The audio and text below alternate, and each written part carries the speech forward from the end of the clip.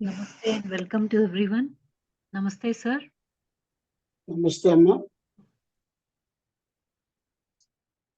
ఈరోజు మన weekly Thursday సత్సంగం తీసుకోవడానికి అప్పారా సార్ సిద్ధంగా ఉన్నారు.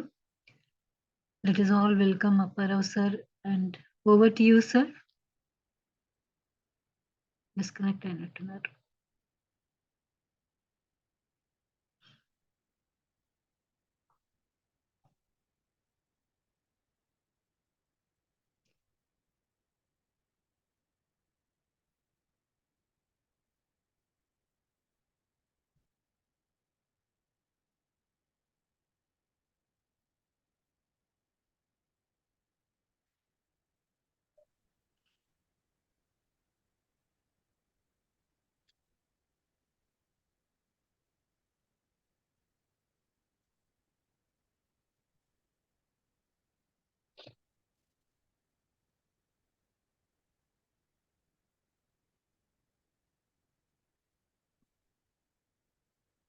Welcome to you sir.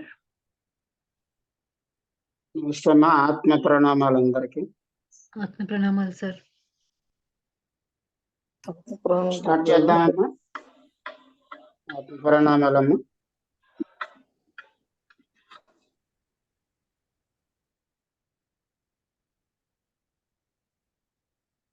ఈరోజు ఏం సబ్జెక్ట్ తీసుకుంటారు సార్? ప్రాక్టీస్ చేద్దామా? ప్రాక్టీస్ అయినమ్మా. ఇంకా సబ్జెక్టులు ఏముంటాయి? ఏమైనా డౌట్స్ ఉంటే మనం ఎక్స్ప్లెయిన్ చేయాలి. Okay sir. సునీత గారు మీకు ప్రాక్టీస్ ఏదో డౌట్ ఉన్నట్టుంది. శ్రీదేవి గారు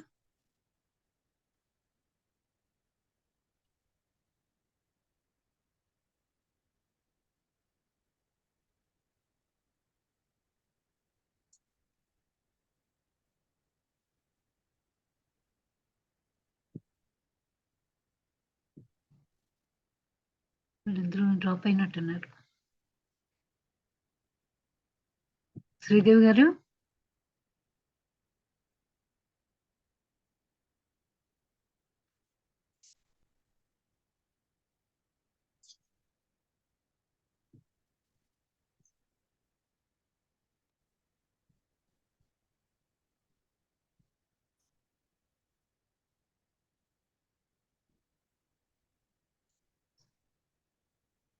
శ్రీదేవి గారు హలో, వినిపిస్తుందండి? హలో, మీరేదో అడుగుదాం అదే అనుకుంటున్నారు సార్ని. ఉంది. ఓకే. హలో, నమస్తే గురుగారు. నమస్తే అమ్మా.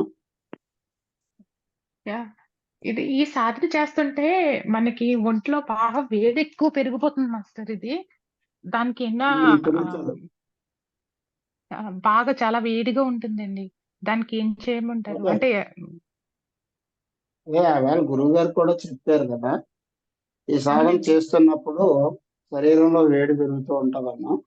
దానికి అవునండి. జీలకర్ర, మన ఓకే సార్. జీలకర్ర అంటాం కదా, అవునండి. ఆ మాత్రం జీలకర్రని కొద్దిగా లైట్ గా దోరగా వేపాలి. అంటే 50-50 ఓకే సార్. వేపి దాన్ని కషాయంలా కార్చుకొని, మీకు లైట్ గా ఏదైనా బెల్లం ఉంటే బెల్లం, లేదంటే పంచదార, లేదా పటికి ఇంకా మంచిది పట్టుకు ఓకే. వేసుకొని ఒక గ్లాసు తాగితే చల్లదనం వస్తుంది బాడీకి.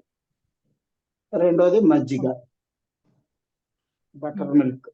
ఓకేనా? Okay sir. ఎందుకంటే మన శరీరంలో యోగాగ్ని పెరుగుతున్న కొలది శరీరంలో ఉన్నటువంటి కఫపిత్త వాతములన్నీ కూడా హరించివేయబడతాయి.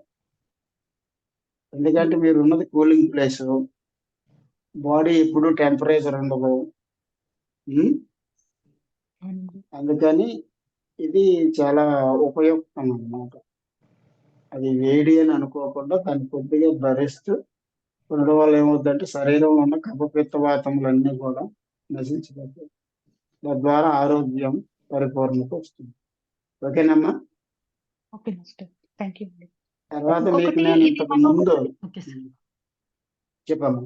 ఒక 5-6 శ్వాసలు తీసుకునేటప్పటికి ఇంక తర్వాత ఎక్కువ తీసుకోలేకపోతున్నాం మాస్టర్. ఇది ఆ తర్వాత ఇంకా అది శూన్యంలో ఓకే. ఉండిపోతున్నాం. అంతే కదా, శూన్యంలోకి వెళ్తే శూన్యంలో ఉండిపోండి అంతే. దానికోసమే కదా అంతే ఇవన్నీ. అంతే కదా. ఇంకా తర్వాత కరెక్ట్ గా 5-6 శ్వాసలు తీసుకున్నా ఇంకా తర్వాత అలా ఉండిపోతున్నాం. ఇంకా మళ్ళీ చూసేటప్పటికి ఒక అరగంట అలా అవుతుందండి కళ్ళు తెరిచేటప్పటికి. చాలా అద్భుతం, చాలా అద్భుతం. ఆ స్థితికి వెళ్ళడం కోసం ఇది. ఓకే, ఓకే, మీరు థ్యాంక్ యూ. ఎప్పుడైతే అంటే కాన్స్టిట్యూషన్ లోకి వచ్చారో ఆ కాన్షియస్ దీంట్లోనే మీరు సాధన జరుగుతూ ఉంటుంది. మీరు అన్కాన్షియస్కి వెళ్ళారు అనుకోండి, అద్భుతమే కదా. ఇది అన్కాన్షియస్ లో తీసుకెళ్లి అక్కడి నుంచి సమాధిలోకి తీసుకుపోతుంది. దానికోసమే కదా ఇవన్నీ. చాలా అద్భుతం. ఉమ్, మంచి స్థితిలోకి వచ్చారమ్మా.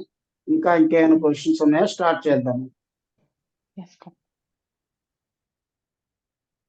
ఈరోజు మీకు ఆల్రెడీ పంపించాను, దీన్ని డిస్ప్లే చేసుకుంటే చేసుకోవచ్చు తర్వాత. ఇది ఆది శంకరాచార్యులు భజగోవిందంలో చెప్పినటువంటి ఒక వాక్యము. నేను చదివి దాని అర్థం చెప్తాను. అంగం గలితం ఫలితం ముండం దశాన విహీనం జాతం తుండం వృద్ధో యాతి గృహీత్వాం దండం తదాపి నా ముంచ్యత్యాశాం పిండం.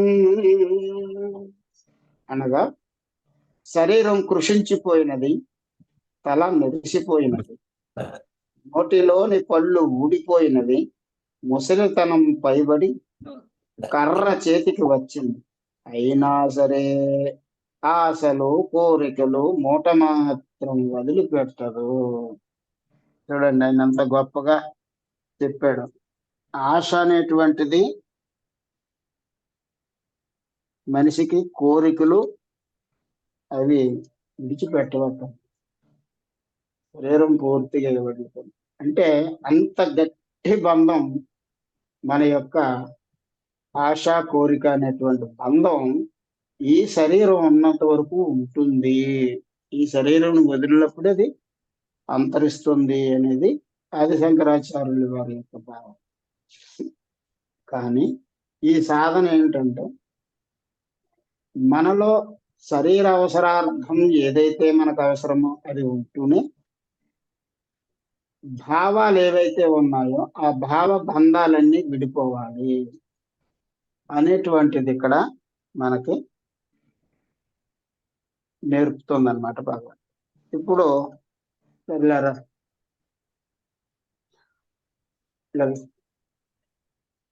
తల వెనక్కి అలా అటు చూడు. ఇక్కడ ఎక్కడికి కూర్చుంటేనే కనిపిస్తుంది. మీ గురువమ్మ గారు హైదరాబాద్ నుంచి వచ్చారమ్మా. కనిపిస్తున్నారా? ఇట్లా ఇట్లా కనబడలేదు. నమస్కారం అమ్మా. కనిపిస్తున్నారు గురువు గారు. నమస్కారం చెప్తున్నారు. నమస్కారం. నమస్తే అండి. నమస్తే అండి. అంటే ఒక్క నిమిషం అమ్మా. సరే, అక్కడ పెట్టి నేను తర్వాత చెప్పుకుంటాను. నువ్వురా. ఏయ్, నువ్వు కాదు, మీ అక్క. మీ గురించి నేను వింటున్నాను. మీరు పంపించినటువంటిది ఇంతవరకు చూపించలేదు. మీ గురువమ్మ కోసం ప్రత్యేకంగా పంపారు కదా, అందుకని ఇంతవరకు నమస్కారం చెప్తాను. చెప్పు. నమస్తే అండి.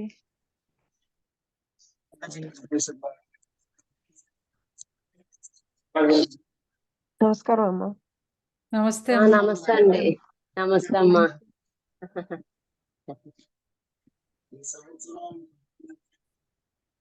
మీ నవ్వు ఎంత బాగుందండి. నేను అదే చెప్పడానికి వెళ్తున్నానండి. అసలు అదే చెప్పడానికి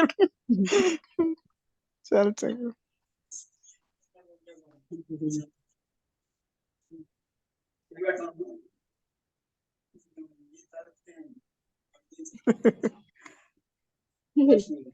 మేడం, థ్యాంక్స్ మేడం. మీరు మాకు ఈ అవకాశం కల్పించినందుకు మీకు థ్యాంక్స్ మేడం.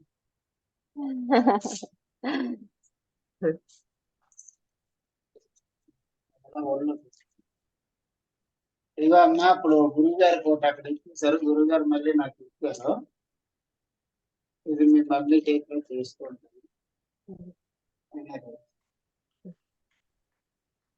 థ్యాంక్స్ అమ్మా. Thank you sir. Thank you. Thank you. అమ్మా. ఇందులో పెట్టేసి. ఇందా. సార్ ఒకసారి ఎప్పుడన్నా వేసుకొని రండి సెషన్ కి.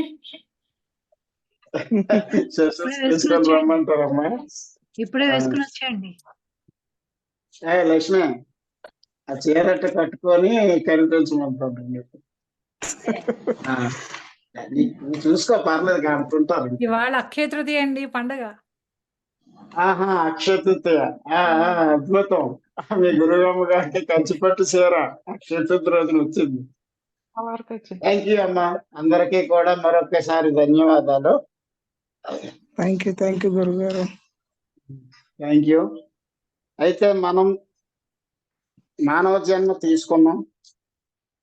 ఎందుకంటే ప్రతి ఒక్క ఆత్మ తన యొక్క ప్రణాళికలో ఒక 400 సార్లు మానవ జన్మ తీసుకుంటాం.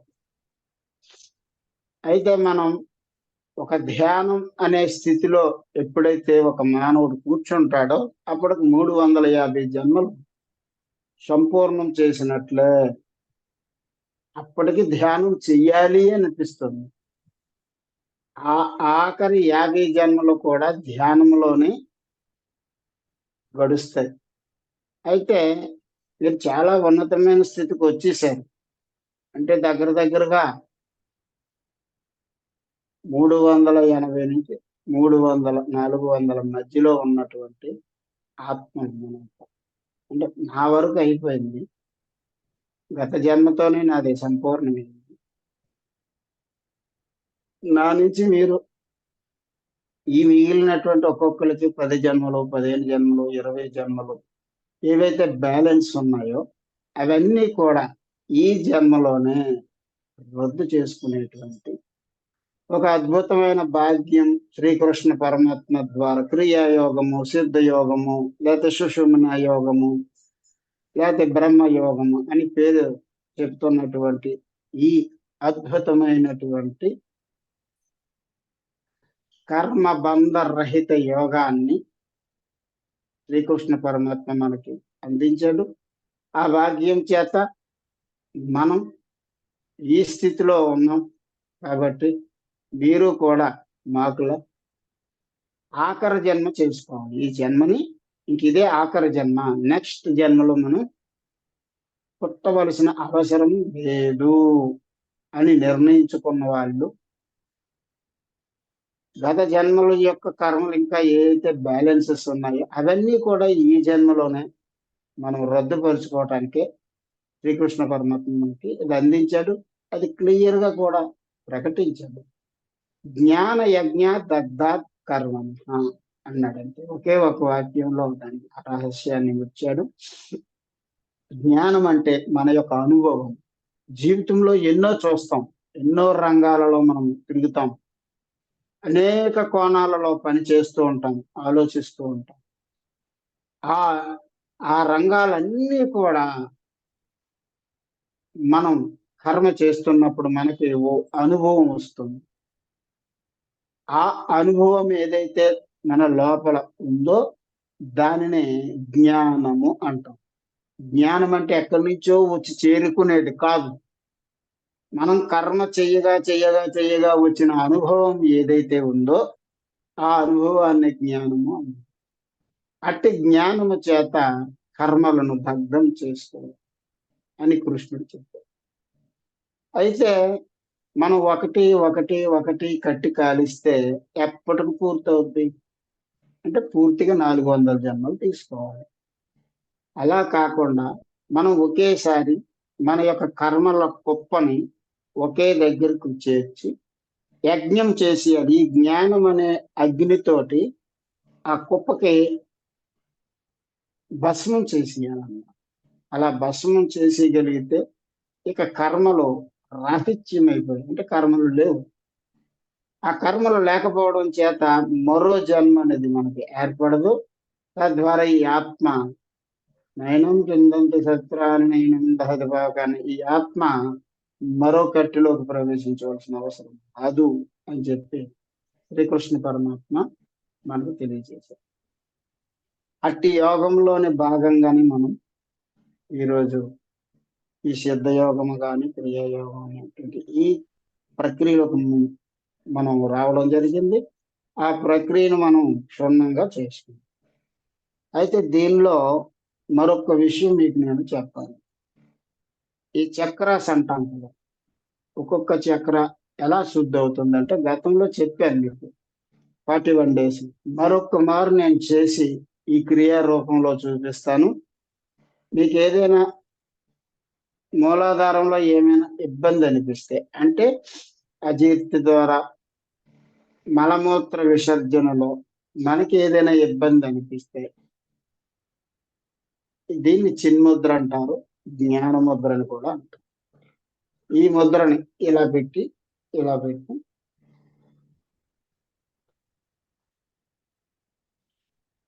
అని మూలాధారంలోకి పూర్తిగా గాలి తీసుకుని అక్కడ మూలాధారంలో అలా ఆపి మళ్ళీ అని వదలాలి. పూర్తిగా మూలాధారంలోకి గాలి తీసుకుని అలా వదలాలి. అలా 10, 15, 20, 30 మీరు చేయగలిగితే మూలాధారం శుద్ధి అయిపోతుంది. దీన్ని చిన్ముద్ర అంటారు, సిద్ధాసనం చిన్ముద్ర. ఇలా చేసుకున్నట్లయితే మూలాధారంలో ఉన్న సమస్యలన్నీ 1, 2 అని కాదమ్మా, అన్ని సమస్యలు కూడా తొలగిపోతాయి. ఈ తర్వాత స్వాదిష్టానం అంటే యూరినల్. ఈ యూరినల్ ప్రాబ్లమ్స్ ఏమైనా ఉంటే,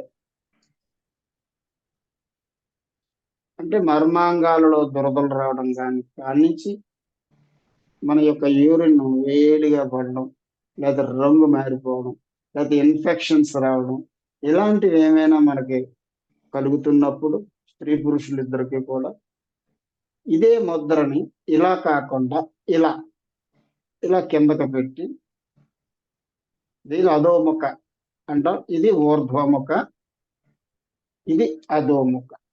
ఈ అధోముఖ కూర్చో పర్లేదు.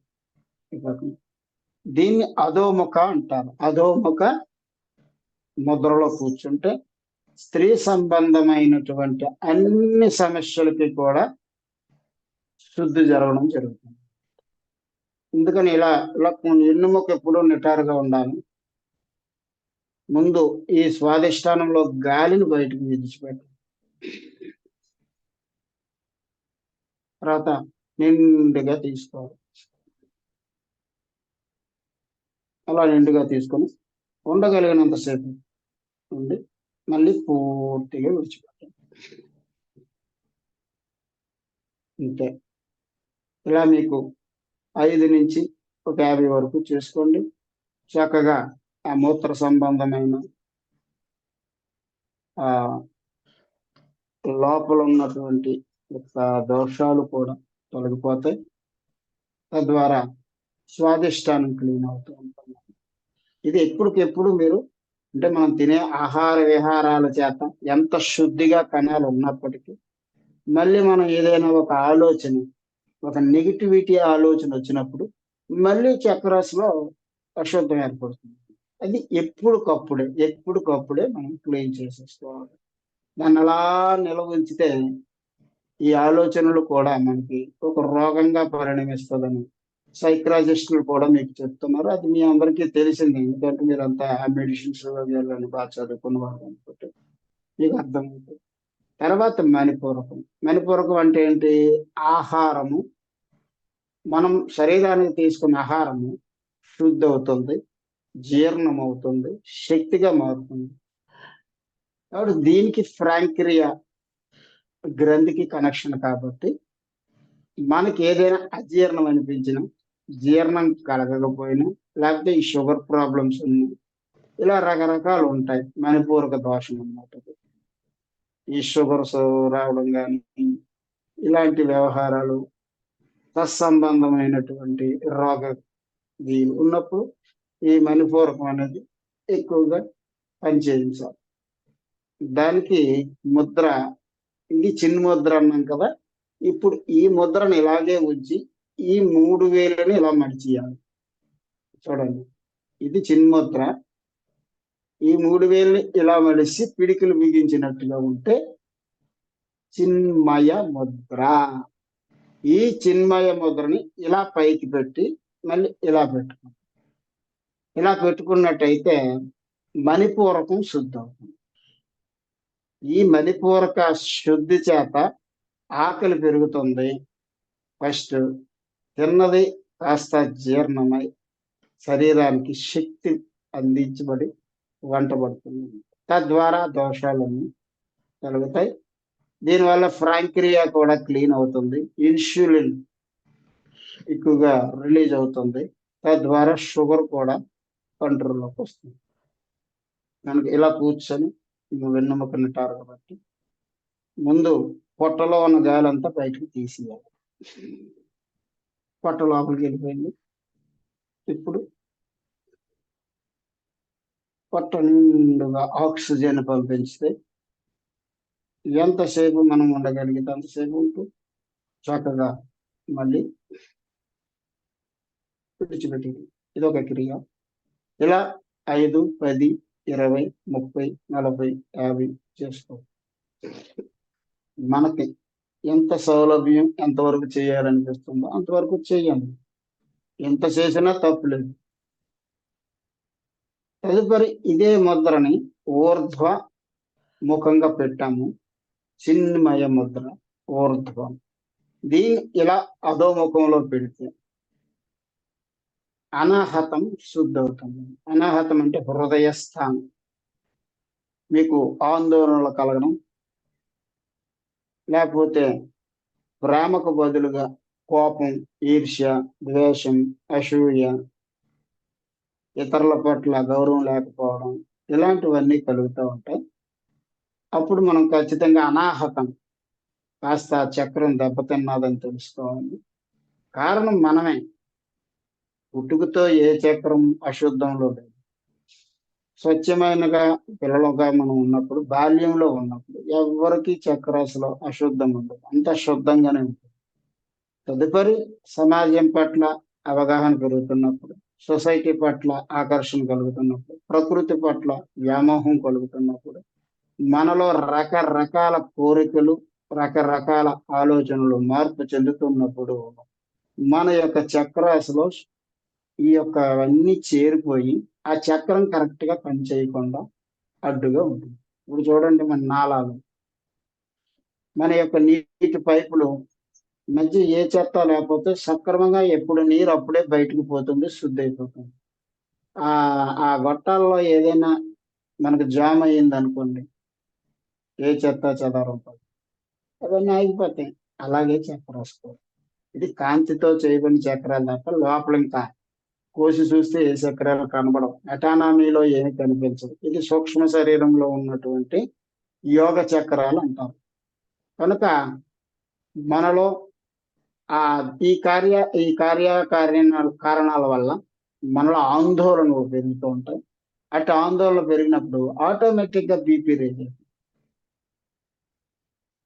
కాబట్టి ఇలాంటి స్థితులు మనలో కలుగుతున్నాయి అనుకున్నప్పుడు చక్కగా ఈ చిన్మయ ముద్ర ఊర్ధ్వంగా అలా పెట్టుకొని చక్కగా సింహంలా కూర్చోవాలి. గంభీరంగా కూర్చొని ఈ అనాహతంలో ఉన్న వాయువుని ఏ క్రియకైనా ముందు ఆయా చక్రంలో ఉన్న వాయువు కార్బన్ డైఆక్సైడ్ ముందు బయటకు పంపించేయాలి.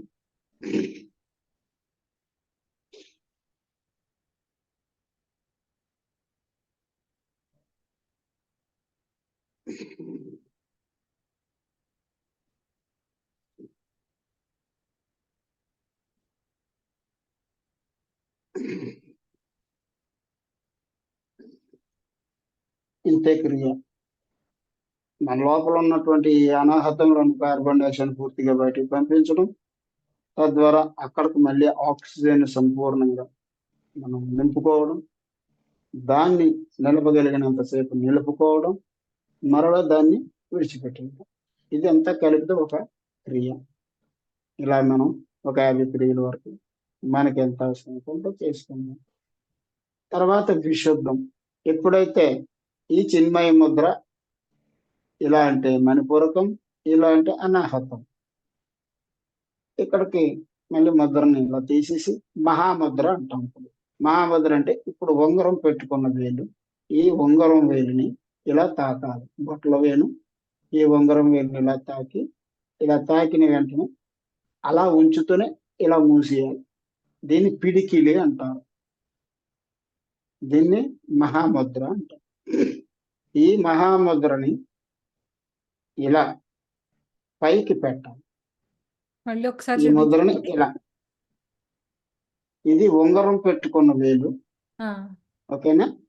ఈ ఉంగరం వేలికి ఈ బొట్టల వేలు చివర ఇలా ఓకే. తాకాలి. ఆ, కనిపిస్తుందమ్మా? యా, కనిపించిందండి. ఇప్పుడు దీన్ని అలా 4 వేలు ముడిచేయడమే. ఆ లోపల అలా తాకే ఉండాలి బొట్టల వేలు ఉంగరం వేలు. ఉమ్, ఇలా ముడిచేసి దీన్ని పిడికిలి అంటాం. ఓకే. ముష్టి, ఇది ముష్టి ముద్ర. దీన్నే మహాముద్ర అని కూడా అంటాం. ఈ ముష్టి ముద్రనే మహా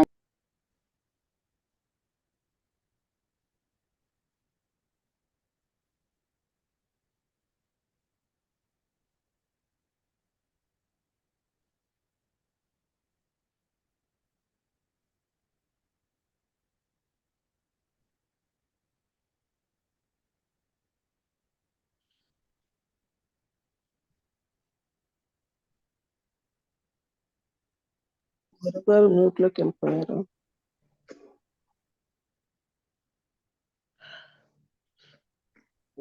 ఇక్కడ మొదలవుతుందండి ఈ దరిద్రం. ఈ ఎలక్షన్ అయిపోయేదాకా మాకు ఈ దరిద్రం తప్ప. ఇలా పైకి ఉంచాలి. ఆకాశం వైపు ఈ ముద్రను పెట్టి ఇలా మనం కూర్చున్నప్పుడు విశుద్ధం శుద్ధం అవుతుంది. విశుద్ధం మనకి ఎప్పుడైతే శుద్ధంగా ఉందా, విశుద్ధం అశుద్ధంగా ఉందా అని ఎలా తెలుసుకోవాలి గురుగారు అని అంటే, మన యొక్క వాక్యాలు ప్రేమతో వస్తున్నాయి అనుకోండి, మంచిగా వస్తున్నాయి అనుకోండి, మంచి వాక్యములు మంచి ప్రేమతో మాట్లాడుతున్నప్పుడు మన విశుద్ధం శుద్ధిగా ఉంటుంది, చాలా శుద్ధంగా ఉంటుంది. అప్పుడు ఈ శరీరానికి ఏ రకమైన రోగాలు రావు. కానీ మన యొక్క విశుద్ధం అశుద్ధంగా మారింది అంటే ఏంటి? చెడు మాటలు, వాళ్ళని వీళ్ళని నిందలేయడం, వారిని వీరిని తిట్టడం, వారి పట్ల అశుద్ధంగా ఉండడం, ఇలాగ ఎప్పుడైతే మనం ఆ గళాన్ని ఉపయోగిస్తామో అది అశుద్ధం అవుతుంది. దానివల్ల వచ్చేటువంటి ప్రాబ్లం అంటే థైరాయిడ్, పారాథైరాయిడ్, ఈ రెండు దెబ్బతింటాయి. దెబ్బతిని థైరాయిడ్ ప్రాబ్లమ్స్ వస్తాయి.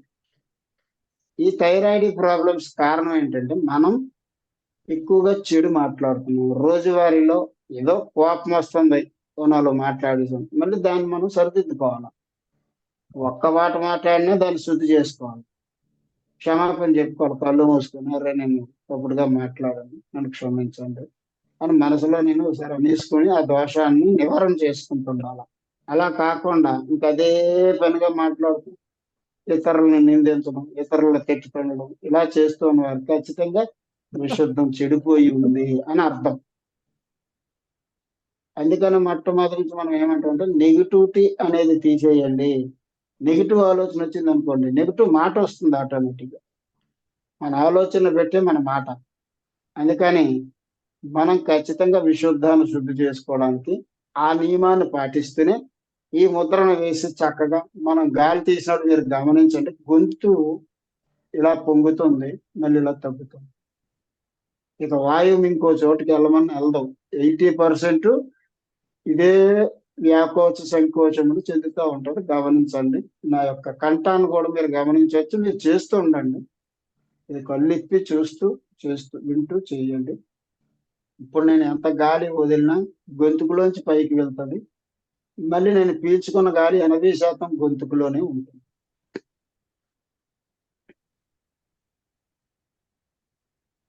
చూడండి కంఠం ఎలా పొంగింది. ఇది విశుద్ధ ముద్ర.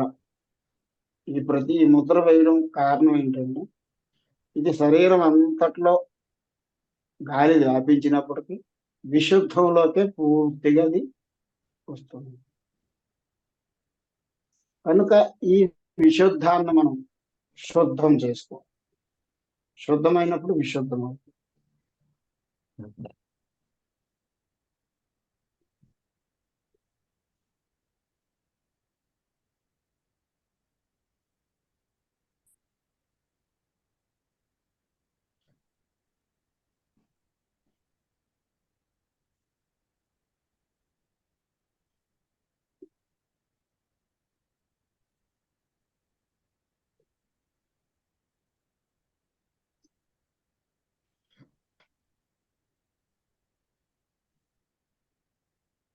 ఇంతేనమ్మా. ఇలా మీరు ఎన్నైనా చేసుకోండి. 5, 10 నుంచి 100 వరకు చేసుకోండి. మీ గొంతుకు వెంటనే మీకు మార్పు వస్తుంది. మీరు మాట్లాడండి. ఒక 20 శ్వాసల తర్వాత మీరేమైనా మాట్లాడండి. ఆ గొంతుకు నుంచి ఆ శబ్దం ఎలాగొస్తుందో గమనించండి. తర్వాత ఇంకొక 25 చేయండి. 50 అయిన తర్వాత మాట్లాడండి. మీ స్వరంలో మార్పు వచ్చేస్తుంది. అంటే బాగా మన యొక్క విశుద్ధం బాగా క్లీనింగ్ అయింది అని దాని. కొంతమంది కంఠస్వరం సమ్మోహనంగా ఉంటుంది. అంటే వాళ్ళు విశుద్ధంలోనే జన్మ తీసుకున్నారు. పూర్వ జన్మలన్నీ కూడా సాధన చేసి ఈ జన్మలో విశుద్ధంలో పుట్టినారు. ఉదాహరణకు మన స్వర్గీయ నందమూరి ఎన్టీ రామారావు గారు. ఆయన గొంతుకు సమ్మోహనం. యావత్ ప్రపంచం కూడా ఏ భాషలో మాట్లాడినండి సమ్మోహనం. తిరిగి మళ్ళీ బుర్ర అటు ఇటు తిప్పలేం. ఆయన పుట్టుకతో వచ్చింది. అంటే విశుద్ధలో జన్మ తీసుకున్న వాళ్ళు అని మనకు తెలిసిపోతుంది. ఆటోమేటిక్ ఇవన్నీ మీకు రానున్న రోజుల్లో తెలిసిపోతూ ఉంటాయి. ఈ చక్ర స్థితిని మీరు తెలుసుకున్నట్టయితే ఆ చక్ర యొక్క ఆరాన్ని కూడా మీరు చూడగలిగితే అప్పుడు ఎవరు ఏ జన్మలో ఉన్నారు, ఇప్పుడు మీరు ఎవరు ఏ స్థితిలో ఉన్నారు మీకే తెలిసిపోతుంది. ఇప్పుడు మీరు ఈ స్థితిలో ఉన్నారు, మీరు ఈ స్థితిలో ఉన్నారు నేను చెప్పగలుగుతున్నానంటే కారణం మీ యొక్క మాటను బట్టి, మీ శరీరం యొక్క కాంతి తేజస్సును బట్టి మీరు ఏ స్థితిలో ఉన్నారు అనేది మాకు రీడింగ్ అవుతుంది. కాబట్టి ఇది విశుద్ధం అమ్మ. ఇదే ముద్రని ఇలా బోర్లించి ఇలా సాధన చేయాలి. ఇలా సాధన చేస్తే అప్పుడు ఈ ప్రాణాయామం చేయమన్నారు చూసారు. నేను మీకు ఇచ్చిన ట్రైనింగ్ గురువు గారు చెప్పింది ఈ ముద్ర ఎంతో సహకరిస్తుంది. ఇప్పుడు మీరు ఏ శ్వాస తీసినా కైని పైకి వెళ్తాం. చూడ గమనించండి. ఈ ముద్రలో మీరు శ్వాస తీసుకున్నప్పుడు ఇంకా స్మూత్గా ఊర్ధ్వకుండలంలోకి వెళ్ళిపోతుంది శ్వాస. ముందు అక్కడ ఉన్నటువంటి వాయువుని పూర్తిగా కిందకి విడిచిపెట్టాలి.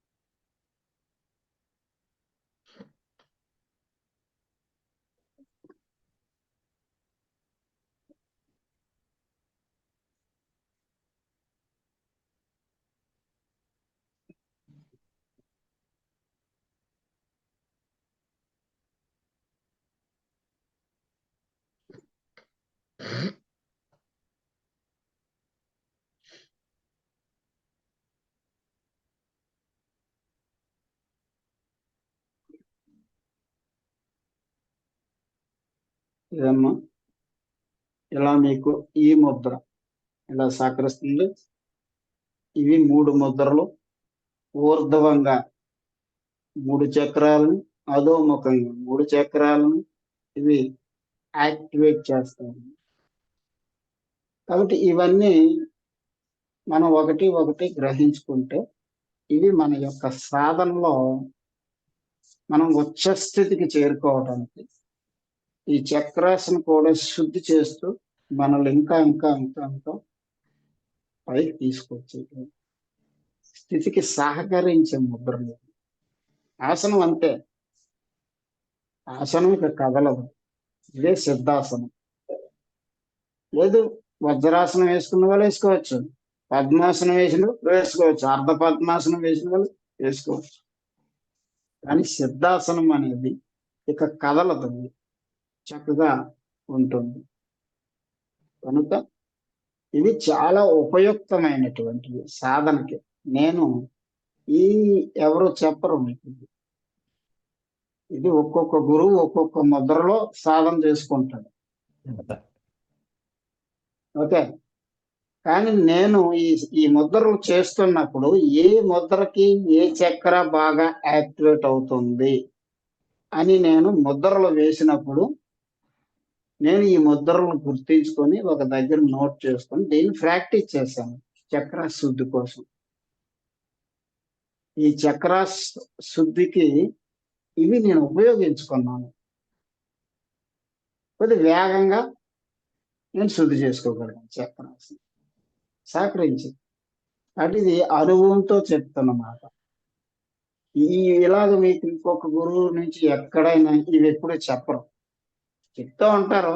ఈ ముద్ర దీనికి ఉపయోగపడుతుంది, ఈ ముద్ర దీనికి ఉపయోగపడుతుంది, ఈ ముద్ర దీనికి ఉపయోగపడుతుంది, ఇలా చెప్తూ ఉంటారు. ముద్రల గురించే చెప్తారు తప్ప ఆ ముద్రల నుంచి ఏ చక్ర మీద అది ఎక్కువ ప్రభావం చూపుతుంది ఈ విషయం పర్టికులర్ గా మీకు అనుభవం వస్తే తప్ప మీరు చెప్పరు. కాబట్టి ఇవి మీరు ముందు చక్కగా తీసి రోజు కూడా ఇలా ఎప్పుడు పెట్టడం, ఇలా చేసుకోవడం. ఓ 10 శ్వాసలు, తర్వాత ఇలాగని ఇంకో 10 శ్వాసలు, తర్వాత ఇలా మొడవడం, ఇదో 10 శ్వాసలు, ఇలాగో 10 శ్వాసలు, తర్వాత ఇలా పెట్టుకోవడం, ఈ యొక్క 10 శ్వాసలు, ఇలాగో 10 శ్వాసలు. ఇలా ప్రతి చక్ర 10 10 10 10 ప్రాక్టికల్ గా చేసినప్పుడు ఏ రోజు చక్రాస్ ఆ రోజు శుద్ధి అయిపోతుంది. మన జన్మకాలం నుంచి కూడా, జన్మ లగ్నం నుంచి కూడా ఇబ్బందికరంగా ఉన్నటువంటి విషయాల్లో మనం 50 100 పర్టికులర్ గా చేయాలి. చేసినట్టు అవి కూడా శుద్ధి. కాబట్టి ఇది నిత్య అది ఎలా సాధనలో తెలుస్తుందండి? అంటే ఇప్పుడు ఈ ఇది యొక్క అంటే ఇప్పుడు 10 శ్వాసలు ఏ రోజు ఆ రోజు అన్నారు. ఇప్పుడు ఈ రోజు మనం తెలుసో తెలియకో 10 మాటలు తప్పు మాటలు మాట్లాడు, మరి దాని దోషం ఉంటుందా ఉండదా? మనకి ఉంటది. ఆ రాత్రి కూర్చున్నప్పుడు ఒకసారి లాగా ఆ 10 శ్వాసలు చేయడంతో ఆ 10 మాటలు తాలూకా కాల్మషం పోతుంది. అంటే ఈ రోజు కర్మలో మీరు శుద్ధి చేసేసినట్టే కదా. మరి గత జన్మల మూట ఉంది, సంచితం. దానికి మనం 100 150 200 చేస్తాం. అంటే ఒక్కొక్క శ్వాసకి ఒక్కొక్క కర్మ దగ్ధం అయిపోతుంది.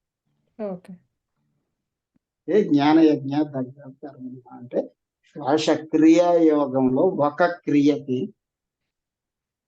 1 సంవత్సర కాలంలో ఉన్న దోషము శుద్ధవుతుంది అని క్రియాయోగ శాస్త్రం చెప్తుంది, శ్రీకృష్ణ పరమాత్మ. అలా ఎన్నో జన్మల నుంచి కూడా మనకి ఉన్నటువంటి ఈ కర్మత్రయం అంటే 3 విధాల కర్మలు అని. ఏంటి 3 విధాల కర్మలు? పురాణ కాలం నుంచి కూడా మిగిలి ఉన్న దోషాలు, కర్మలు ఏవైతే ఉంటాయో అవి మంచివి కావచ్చు, చెడువి కావచ్చు, వాటిని సంచితము కర్మలు అంటారు.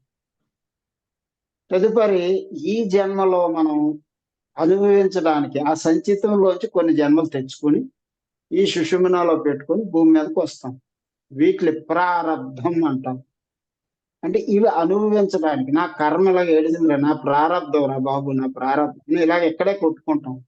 కారణం ఈ జన్మలో ఈ అనుభవించడానికి తెచ్చుకున్నాను రా, అందుకు అనుభవిస్తున్నాను. దానివల్ల ఈ రోగాలు, ఈ దుఃఖాలు, ఈ అసమానతలు అని మనం ఫీల్ అవుతూ ఉంటాం. అవన్నీ గత జన్మల నుంచి మనం తెచ్చుకున్న కర్మలు, ఈ జన్మలో శుద్ధి చేయడానికి తెచ్చుకున్నాం. వీటిని సంచిత కర్మలు, ప్రారబ్ధ కర్మలు అంట. ఇక ఈ జన్మలో తెలుసో తెలియకో చేస్తున్న తప్పులన్నీ కూడా ఆగామిక కర్మలు. అంటే మళ్ళీ కొత్తగా వచ్చుతున్నాయి, సంచితంకు చేరుతున్నవి అని 3 విధాల కర్మలు ఉంటాయని చెప్పి కర్మ సిద్ధాంతం. ఈ 3 కూడా మనం కడిగేయాలి. నీట్గా ఎప్పుడే కడిగేస్తుంటే మన సంచి పెరగదుగా. ఇక సమయం మనకు 1 గంట ఎక్కువ ఉంది, ఇవాళ 100 కర్మలు రద్దు చేసుకుందామని నిర్ణయించుకొని 100 క్రియలు చేయటమే. ప్రాణాయామ క్రియలు, సారీ అని ముక్కుతో కాదు, ప్రాణాయామం మనం చేస్తున్నాం. ఆ ప్రాణాయామం ఒక క్రియకి ఒక కర్మ దగ్ధం అయిపోతుంది. అలా మన పైన ఉన్న ఈ సంచితం పైన ఉన్నటువంటి ఆకాశిక రికార్డులు కూడా అన్ని కూడా కాల్చిపడేయచ్చు మనం. దాన్ని పోల్చారు ఏంటంటే, ఒక ఇత్తనాన్ని ఒక అగ్ని చేత బాగా వేపేసి దాన్ని భూమిలో వేసి నీళ్లు పోసినా అది మొలకెత్తదు.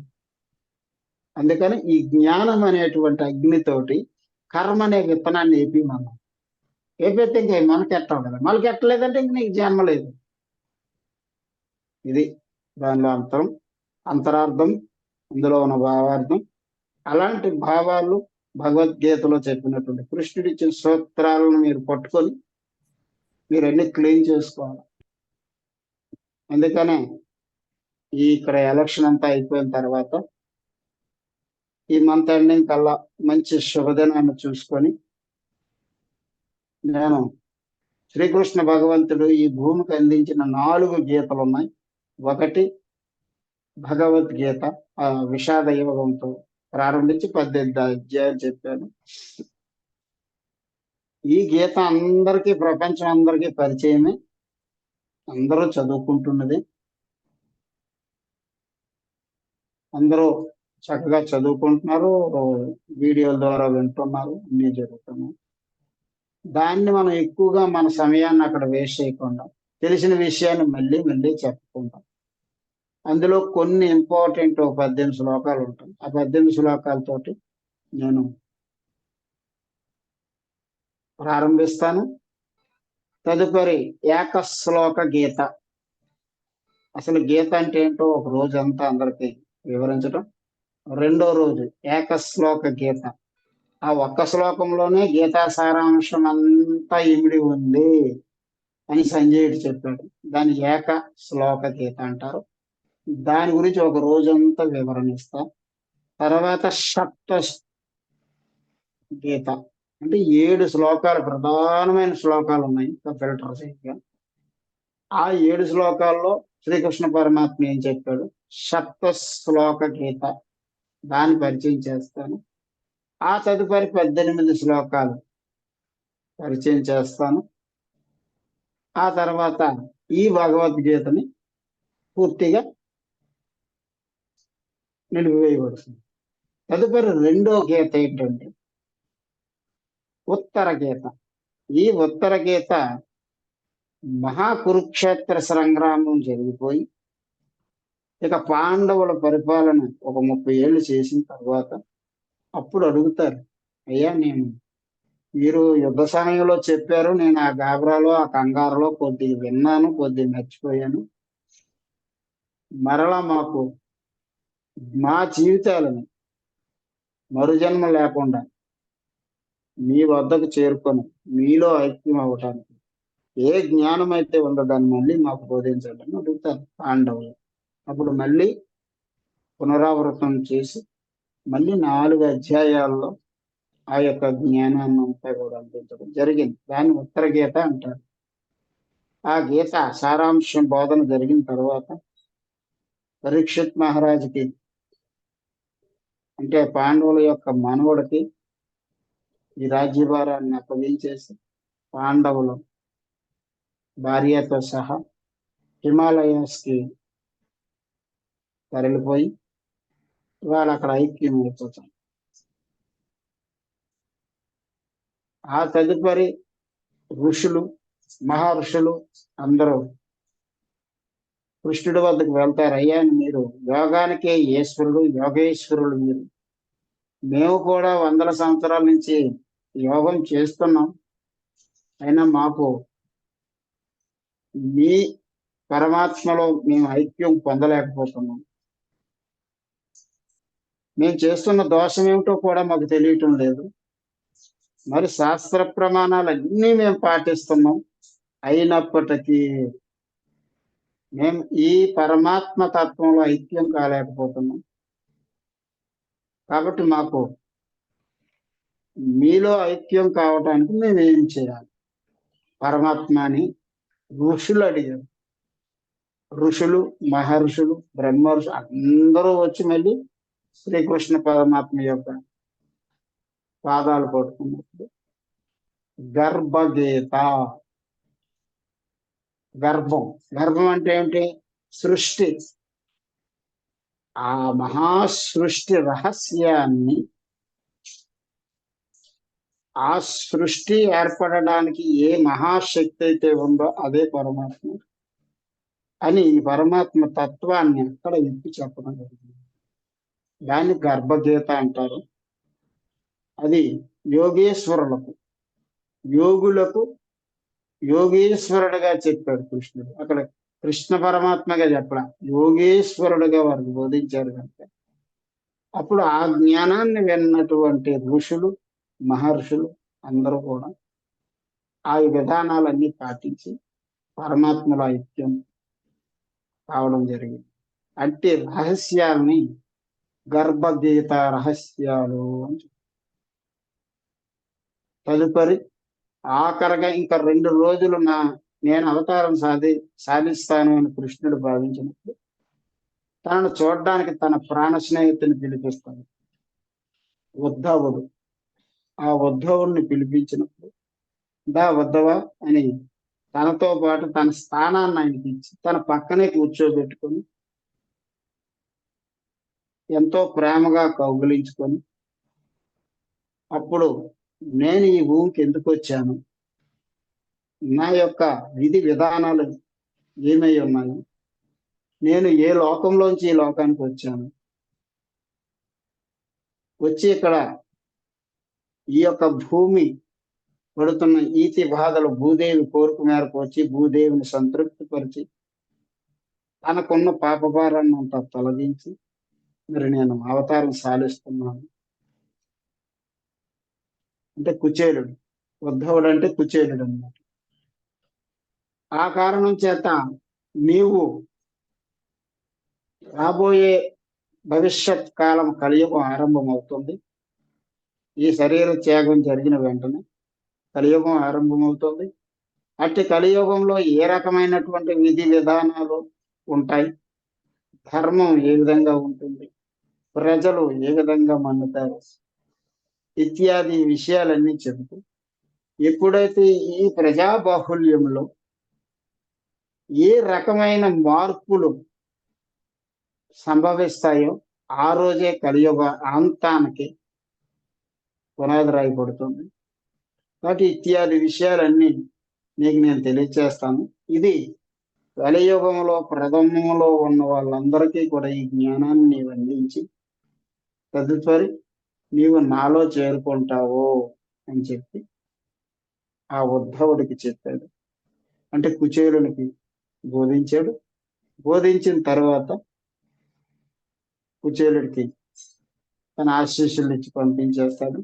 తదుపరి 2 రోజుల్లో కృష్ణ భగవాను యొక్క అవతారం కూడా పరిసమాప్తం అయిపోతుంది. ఆ ఇద్దరు స్నేహితుల మధ్య ఏ రహస్యాలు అయితే తెలుసుకున్నాడో కృష్ణుడి ద్వారా ఉద్ధవుడు, దాన్ని ఉద్ధవ గీత రూపంలో మళ్ళీ కలియుగంలోని మేధావులందరికీ అందించడం జరిగింది. దాన్ని ఉద్ధవ గీత అని చెప్తారు. అలాగా శ్రీకృష్ణ పరమాత్మ 4 గీతలను మనకి 4 సందర్భాల్లో నలుగురిని ప్రాధాన్యంగా తీసుకొని ఈ భూమికి అద్భుతమైన విజ్ఞానాన్ని అందించేది. ఈ విషయాలన్నీ కూడా నేను మన 2 తెలుగు రాష్ట్రాల్లో ప్రతి ఒక్కరికి చేరుకునేలాగా ఎర్లీ మార్నింగ్ బ్రహ్మముహూర్త కాలంలో అంటే 3:30 నుంచి 6 గంటల మధ్య సమయంలో ధ్యాన ప్రపంచంలో నాకు అనేక వేల మంది మిత్రులు ఉన్నారు ఈ 12 సంవత్సరాలు. ఆ ఫోన్ నెంబర్స్ నా దగ్గర ఉన్నవి ఇంచుమించుగా 1100 నెంబర్స్ ఉన్నాయి. ఇవి కాకుండా ఎంతో మంది నాతో అనేక గ్రూపుల ద్వారా అనుసంధానం అవుతూ ఉంటారు. ఇవన్నీ కూడా ఏరి ఆయా ఇంపార్టెంట్ నెంబర్స్ గ్రూప్ నెంబర్లు తీసుకొని అన్ని గ్రూపులతో ఈ యొక్క టైమింగ్స్ మాట్లాడుకొని ఆ టైంలో ఈ యొక్క రహస్యాన్ని రోజుకు ఒక శ్లోకం చెప్పడం, దాన్ని వాళ్ళకి అర్థమయ్యేలా ఒక గంట సమయాన్ని తీసుకొని ఆ గంట సమయంలో ఒక శ్లోకమే చెప్పి ఆ శ్లోకాన్ని పూర్తిగా మరొక 10 నిమిషాల్లో విశదీకరించి ఆ శ్లోకానికి అనుగుణంగా ఆ పరమాత్మ ఇచ్చినటువంటి ఏదైనా ఒక యోగ క్రియ ఉందా, ఉంటే ఏ క్రియ, ఆ క్రియను నేను చేసి చూపించి ఇది అందరికీ అందించాలనేటువంటి ఒక సదుద్దేశం, సత్సంకల్పం జరిగింది. దాని మీద నేను రాబోయే కాలం రోజుకు ఒక శ్లోకమే. శ్లోకం చెప్పడం సాధారణ 5 నిమిషాల్లో చెప్తాం. దానికి ఒక 10 నిమిషాల వివరణ, అక్కడికి పావుగంట పూర్తవుతుంది. దానికి ఒక పావుగంట సాధన. ఆ సాధన ఆసన రూపంలో ఉందా, ముద్రా రూపంలో ఉందా, ఆలోచన రూపంలో ఉందా అనేది చూసి దాన్ని ఓ పావుగంటలో దాన్ని అందించడం, ఆ క్రియ అందరితో ఆ పావుగంటలో చేయించడం, తర్వాత అరగంట ప్రశ్నోత్తరాలు, అక్కడ ముగిస్తుంది. ఇది బ్రహ్మముహూర్త కాలంలో చేయడం ద్వారా ప్రతి ఒక్కరిలో కూడా ఒక ప్రశాంతమైనటువంటి వాతావరణంలో ప్రకృతి ఉంటుంది, విశ్వం ఉంటుంది. కాబట్టి ఆ బ్రహ్మ విజ్ఞానాన్ని ఆ బ్రహ్మముహూర్త కాలంలో చూపగలిగినప్పుడు వినేవాళ్ళు కూడా బ్రహ్మముహూర్త కాలంలో ఆ బ్రహ్మముహూర్త విజ్ఞానాన్ని వింటే చాలా అద్భుతంగా వాళ్ళు మార్పులు వస్తాయని నాకు ఇన్నర్ నుంచి నాకు సందేశం ఇవ్వడం జరిగింది. దానికి అనుగుణంగా నేను రూపకల్పన చేసుకుంటున్నాను ఆత్మీయులారా. ఎందుకంటే దానికి మీరే నాంది. ఎందుకంటే ఈ జూమ్ క్లాసులు చేయటం, ఇదంతా వెళ్ళడం మళ్ళీ మీతోనే నేను ఆరంభం చేశాను. ఈ ఆరంభించినటువంటి ఈ యజ్ఞం ఇక్కడతో ఆగిపోకూడదని నేను దీనికి ప్యారలర్ గా అవి పెట్టుకున్నాం. మన టైమింగ్ మనకి ఎలాగో ఉంటుంది. ఇది బ్రహ్మముహూర్త కాలం 6కు లోపు అయిపోతుందమ్మా. 3:30 నుంచి 6 లోపల కంప్లీట్ అయిపోతుంది. కాబట్టి మన షెడ్యూల్ అయిన 6:30కి ఇబ్బందికరం కాదు. ఇవన్నీ జరుగుతున్నాయి. ఇక్కడ నాకు సహకరించే కుర్రోళ్ళు వచ్చారు, వాళ్ళతో మమేకమై ఇవన్నీ చేస్తున్నానమ్మా.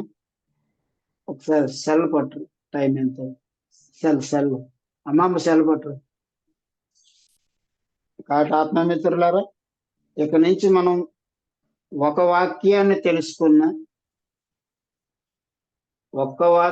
మనం తెలుసుకున్న ఆ తెలుసుకున్న దానిలో ఉన్నటువంటి అనంతమైన విజ్ఞానాన్ని మనం సముపార్జన ఎలా చేసుకోవాలనేటువంటి విషయాన్ని మనం ఆలోచిద్దాం. ఎందుకంటే మన నోటి నుంచి వచ్చే ప్రతి మాట అది ఒక పాజిటివ్ గా ఉంటూ ఆ పాజిటివ్ యొక్క వరుడు మనల్ని ఉద్ధరిస్తూ మన ద్వారా సమాజానికి మేలు చేసేదిగా ఉండాలని ప్రతి ఒక్క మాట కూడా ఆనిముత్యం లాంటి మాటలు ఎంపిక చేసుకుని ఇది ఇవాళ మనం చెప్పుకోవడం జరిగింది. చూడండి, మొట్టమొదటి చెప్పాను, ఇది భజగోవిందంలో శంకరాచార్యుల వారు చెప్పినటువంటి ఒక వాక్యం. మీకు కూడా నేను శకుంతల గారి ద్వారా పెట్టాను. అది మీరు డిస్ప్లే చేసుకోండి, లేకపోతే ఒకసారి దీన్ని ఫోటో స్టార్ట్ చేసుకోండి. దీని మీద ఒక అరగంట మనం దృష్టి పెడితే శంకరాచార్యులు ఎందుకు చెప్పారు, ఎలా చెప్పారు అనేది మనకు అర్థమవుతుంది. కాబట్టి ఇలాంటి ఒక్కొక్క వాక్యం, అలాగే వేమనాచార్యులు, సుమతి శతకారులు ఇలాంటి వారు మనకు అందించినటువంటివి కూడా అప్పుడప్పుడు మధ్య మనకు ఉపయుక్తమైనటువంటి ఆ పద్యాలను కూడా తెలుసుకుంటూ దాన్ని వివరంగా పరిశోధించుకుంటూ మనల్ని మనం ఉద్ధరించుకుంటాం. ఇదే ఉద్ధరించుకుంటున్నాం. ఒక 5 మినిట్స్ కాబట్టి ఆత్మమిత్రులారా ధ్యానం చేద్దామమ్మా. ఒక 5 నిమిషాలు మెడిటేషన్ చేసి క్లోజ్ చేసుకుందామా సార్? ఓకే అమ్మా, మాకు ఇక్కడ 7:30 అయింది. యా. మీకు ఎంత అయిందమ్మా అక్కడ? మాకు 10 అయింది సార్. 10 ఓకే 10. ఓకే, కళ్ళజోళ్ళు ఉంటే తీసేద్దామమ్మా. కళ్ళజోళ్ళు ఉంటే తీసి పక్కన పెట్టండి. చక్కగా కళ్ళు మూసుకుందాం. Guided meditation. ఈరోజు మనం ధ్యానంలోకి వెళ్దాం. చక్కగా శ్వాసను, ప్రాణాయామం మనం నేర్చుకున్న ప్రక్రియలో ప్రాణాయామం చేస్తూ నేను చెప్తున్న ఈ విషయాలను వింటూ ప్రాణాయామం చేయండి. ఈరోజు మనం శరీరంలో ఉన్న దిగువన ఉన్న 6 చక్రాలు, షట్ చక్రాల శుద్ధి, ఆ శుద్ధికి అనుకూలమైనటువంటి ముద్రలు చెప్పుకున్నాం. ఇవి మీరు ఉపయోగించుకుంటే చక్కగా. అందరూ అన్ని ఉపయోగించుకోక్కర్లేదు. మీకు ఏ చక్రాసులో ఇబ్బందిగా ఉంది అనిపిస్తే ఆ చక్రాసుకు సంబంధించిన ముద్రని చెయ్యండి. అన్ని చెయ్యక్కర్లేదు, మీరు చేసుకున్నా మంచిది. చక్కగా శరీరంలో ఉన్న కార్బన్ డైఆక్సైడ్ అంతా మనం బయటకు రిలీజ్ చేయాలి. దాన్ని నిశ్వాస అంటాం. నిశ్వాస తర్వాత పూర్తిగా శ్వాస తీసుకోవాలి. నిండుగా ఆక్సిజన్ తీసుకోవాలి. దాన్ని శరీరం లోపల ఎంత సమయాన్ని మనం దాని లోపల సహజంగా ఉంచి ఉపయోగించుకోవాలి.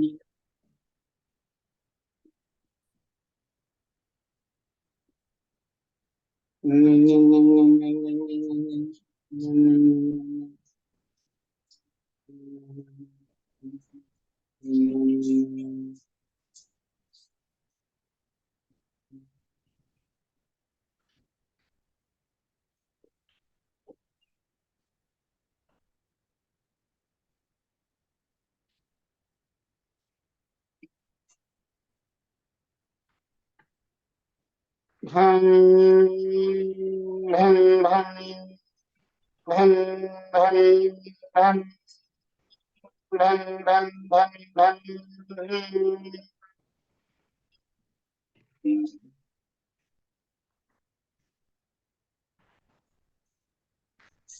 నం భం నం నం నం నం బం బం బం బం బం బం బం బం బం బం బం బం బం బం బం బం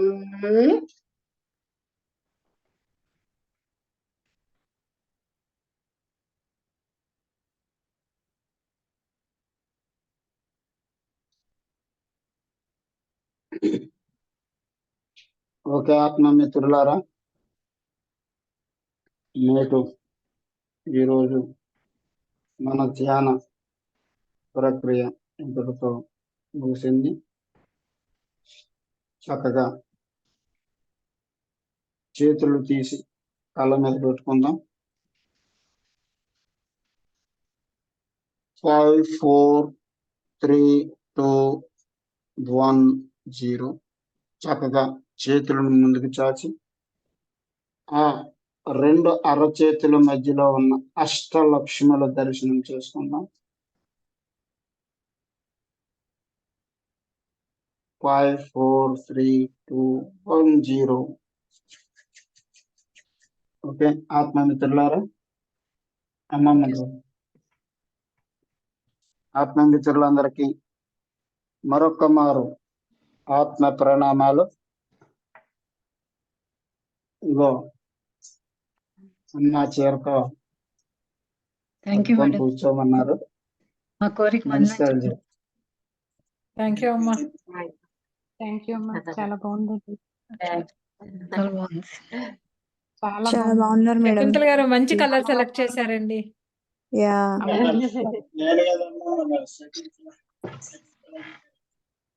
అమ్మవారిలో ఉన్నారండి. లక్ష్మీదేవిలా ఉన్నారండి గ్రీన్ కలర్ శారీలో. చాలా బాగుంది. Thank you madam. Thank you అండి.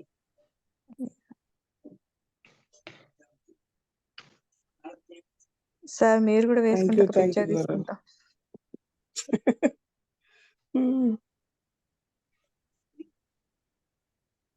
కొంచెం గట్టిగా చెప్పండి స్వామి గారు, వినబడాలి వాళ్ళకి. ఎవరు? నేనమ్మా. సార్ మీరు కూడా వేసుకుంటే బాగుండేది కదా. అలా వేసుకోండి. నెక్స్ట్ దాంతో కూర్చోట్లేదు.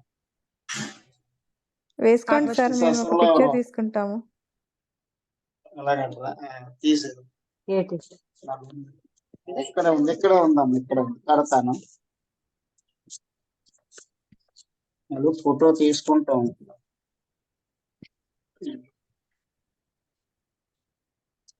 పడుతుందా నీకు?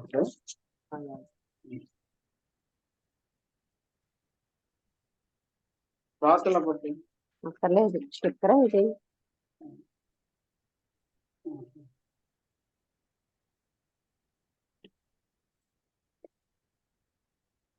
మేబీ రికార్డ్ ఆఫ్ చేస్తారా కొంతసేపు?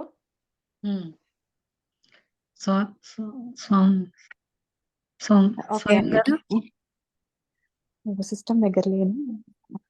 ఓకే, నేను చట్ట వేరే తీసుకుంటావా? హోల్డ్ చేయలేను, ఆవిడే చేయాలి.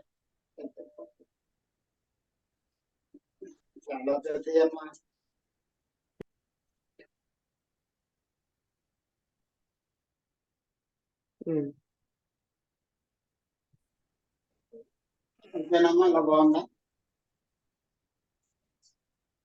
అయిపోయింది, క్లాస్ అయిపోయింది. బాగుంది సార్, బాగుంది. బాగుందండి. ఓకే.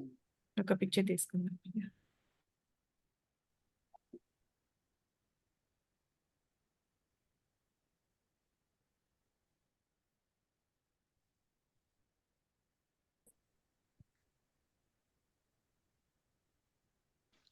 తీసుకున్నారా? ధరమ్ తేజ్ తీసుకోండి.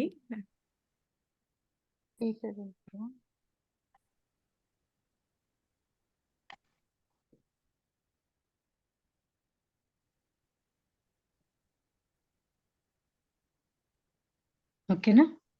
డన్. ఓకే అండి, తీసాను. Thank you sir. Thank you sir. Thank you madam. Thank you sir. Thank you sir. Thank you madam. Thank you sir. అందరికీ Thank you, sir. ప్రణామాలు. థ్యాంక్ యూ అండి. Thank you very much. నమస్తే మాస్టారు. Thank you sir. మాస్టారు ప్రణామాలు మాస్టారు. ఆత్మ ప్రణామాలు.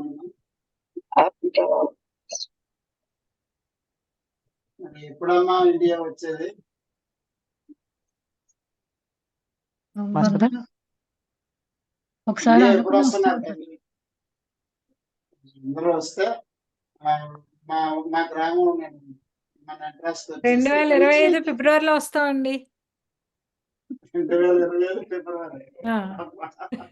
చాలా బాగా 2024 లేదా? మేము వస్తే ఈ సమ్మర్ లో వస్తుండొచ్చు సార్. నెక్స్ట్ జూలైలో ఓకే. వచ్చినప్పుడు ఆల్వేస్ కలుస్తాం. వెల్కమ్ అమ్మ. ఎప్పుడు వచ్చినా మీరు ఇండియాలో అడుగు పెట్టినా తప్పనిసరిగా రండి. Heartly welcome. Sure sir. ఇక్కడ ఉన్నటువంటి పుణ్యక్షేత్రాలన్నీ కూడా ఎన్నో ఉన్నాయి విశాఖపట్నంలో కూడా. అవన్నీ కూడా మీకు తీసుకెళ్ళి దగ్గరుండి అవన్నీ దర్శనం చేస్తాను. అందరికీ మరొకసారి ఆత్మ ధన్యవాదాలు. ఆత్మ ప్రణామాలు మాస్టర్. ప్రణామాలు సార్. శుభం. మనందరి తరపున చెప్పేశారండి ఫిబ్రవరిలో వస్తామని. అలాగే తమ్ముడు. థ్యాంక్ యూ సునీత గారు. ఓం స్వస్తి ప్రజాభ్యాం పరిపాలయంతాం న్యాయేన ఓ బ్రాహ్మణేభ్యః శుభమస్తు నిత్యం. లోకాః సమస్తాః సుఖినో భవంతు. సర్వే జనాః సుఖినో భవంతు. ఓం శాంతి శాంతి శాంతి. శుభం భూయాత్. Okay sir. Thank you sir. Thank you sir. Thank you అమ్మా. Okay sir. Thank you all masters. Thank you masters. Okay. చాలా బాగున్నారండి ఇద్దరు. ఎంత బాగున్నారు చక్కగా అసలు. చాలా బాగున్నారు సార్. సీతారామన్ లాగా ఉన్నారు. Thank you. Thank you. Okay ఎంజేనా? ఎండ్ చేసాయి. ఓకే అండి. Thank you. Thank you all okay sir. Masters. Okay friends అందరికీ thank you. Thank you. Thank you. Thank you. Thank you.